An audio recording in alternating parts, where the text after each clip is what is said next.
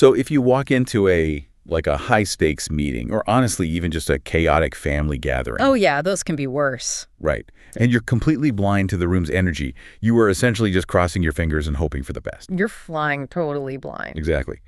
But if you know beforehand who is looking for a fight, or who is ready to make a deal, or where the hidden traps are, your entire strategy changes. It has to change, yeah. And today, we are looking at basically the ultimate situational awareness tool. Welcome to the deep dive. We are opening up the celestial paths, the June 2026 Zodiac forecast. Specifically zeroing in on the daily horoscope for June 8th, 2026. Right. And our mission here isn't to just, read off vague predictions. It is to take this highly specific astrological text and extract the actual mechanisms at play. To give you a practical psychological roadmap for navigating your day. Because treating a forecast like this as like a passive list of things that will just happen to you, it misses the entire point. Exactly. It misses the point completely. The text we are analyzing gives us a structural blueprint of where the friction is highest and where the momentum is strongest on this specific date. Yeah, it's about understanding the environment so you can actually adjust your behavior. And looking at your setup today, by the way. Oh, the background. Yeah, the softly glowing star charts and those intricate celestial maps. It really emphasizes that we are dealing with this vast system of interconnected moving parts. I thought it set the mood nicely. It does. And, well, before we even break down the individual zodiac signs, the source establishes a universal baseline for everyone. Right, the special message for the day. Yes. It explicitly states that June 8th carries a message that this is a day where success comes strictly through hard work, patience, and positive thinking. That is the barrier to entry today. Okay, let's unpack this. Because how you actually apply that effort or practice that patience, it changes drastically depending on your sign. It really does. So let's start with the group facing a massive professional push. We're looking at Aries, Pisces, Leo, and Libra. They are all staring down significant career and financial events today. They are, but the text makes a fascinating distinction in how that success is actually delivered. It is not uniform at all. No, it's like a busy highway.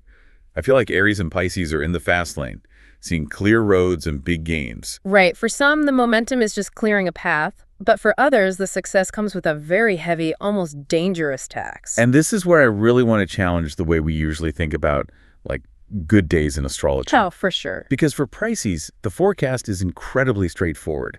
It's a highly profitable day, career progress, strong financial footing, good news arriving, and strong love. Just a green light across the board for them. Yeah. The text even notes that worshiping Lord Vishnu will be particularly fruitful for Pisces today.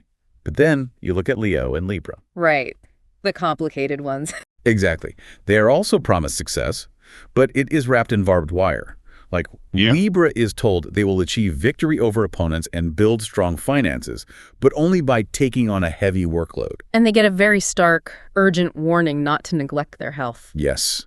And Leo gets success at important work, but it's paired with a demand for strict financial caution and, again, a similar focus on health. Right. Family support is there for Leo, but the warnings are loud. So I have to ask, if they're winning today, why are they being handed such dire warnings? Does the astrology suggest that for Leo and Libra, success itself is inherently toxic today? Well, what's fascinating here is that it isn't that success is toxic. It's that the text is acknowledging the brutal physiological and psychological reality of ambition. Okay, what do you mean by that? Think about the mechanics of what Libra is doing today. They are taking on a heavy workload and actively defeating opponents. Right. Which could mean winning a massive client pitch or surviving a brutal audit or just outperforming a rival at work. Basically high-stakes combat. Exactly. When you are in that high-stakes combat mode, your body is just flooded with cortisol and adrenaline. You literally don't feel the exhaustion. But the second you win, the adrenaline vanishes. What happens next? Oh, your immune system totally crashes. You spend 3 weeks grinding for a promotion, you get it on Friday, and by Saturday morning, you have a 102-degree fever. Precisely. The source isn't cursing Libra. It is offering a highly practical medical warning. Wow, okay. It's saying you will win the battle today, but the cost of that victory will be your physical health if you do not actively manage your recovery. That makes so much sense. And what about Leo?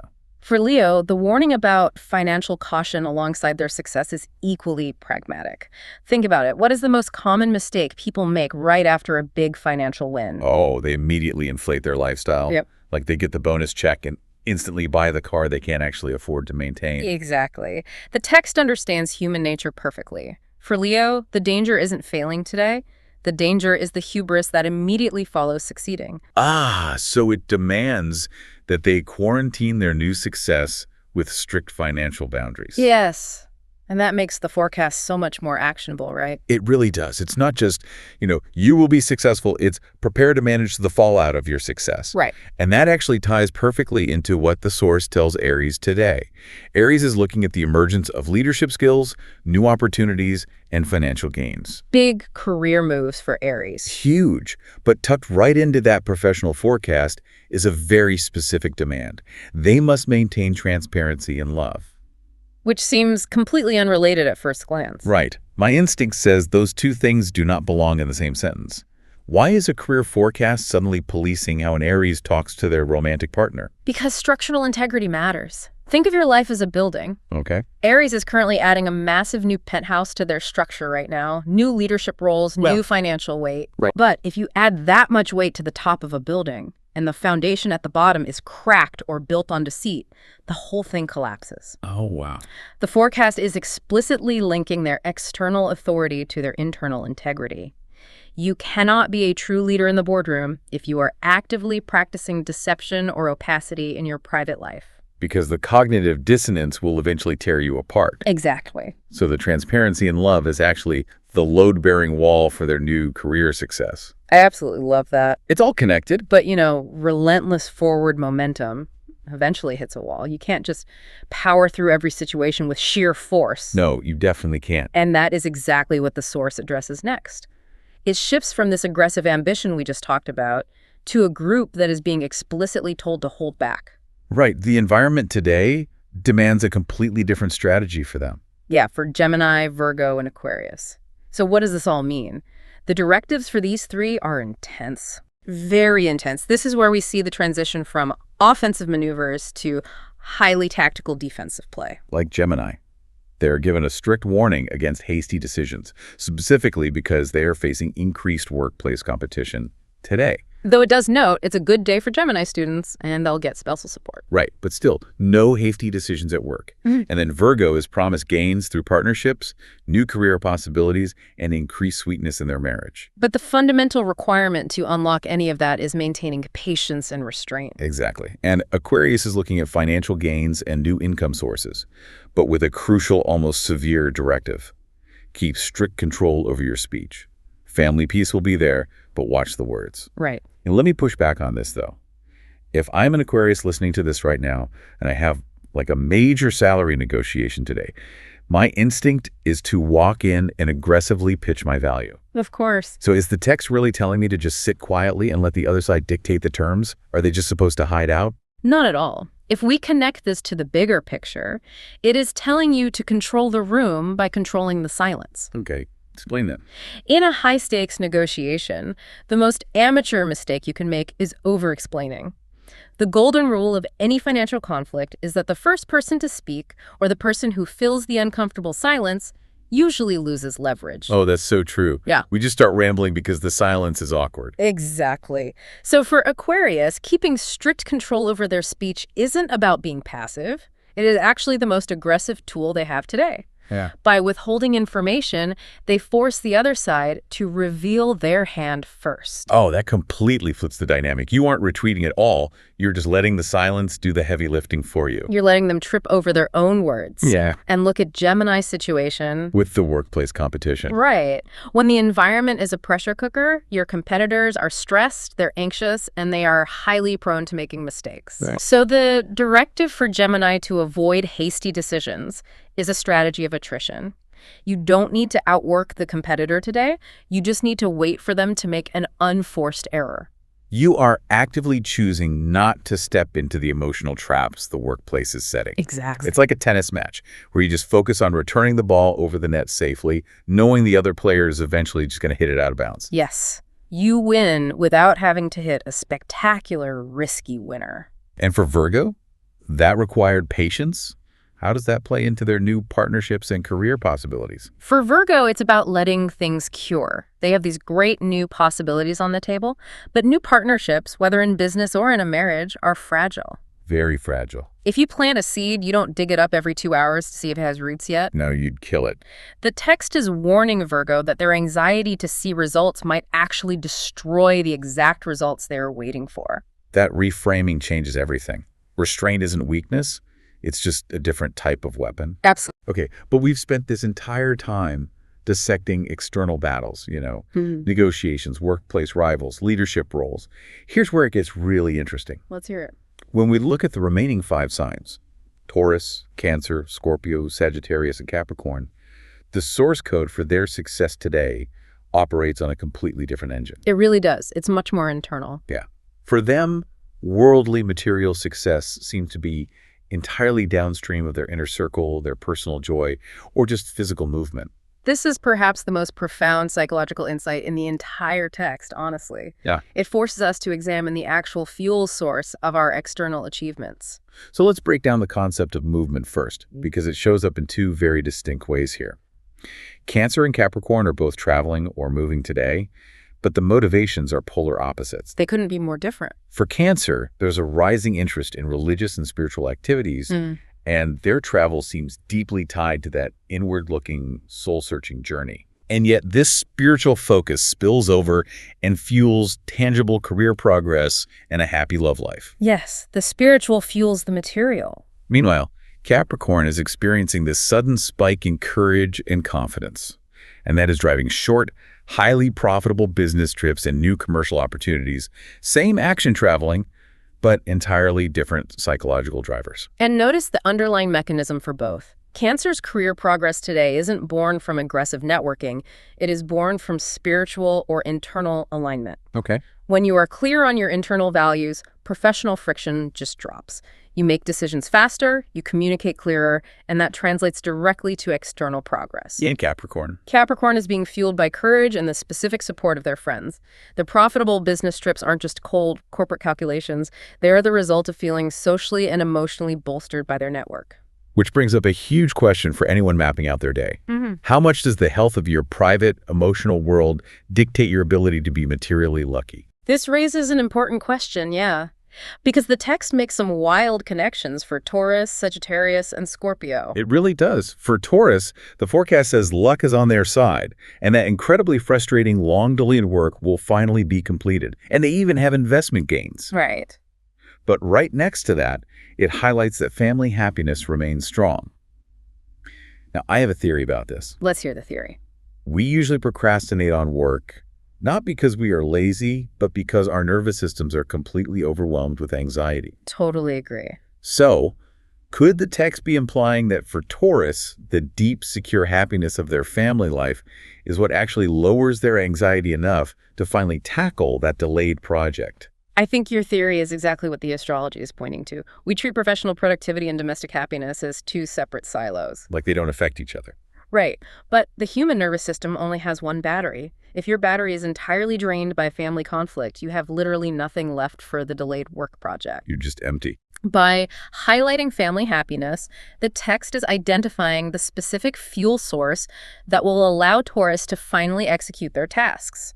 And the connection for Sagittarius is even more explicit, I feel. Oh, definitely. They are heavily involved in family matters today, and they have the potential for lucrative property gains.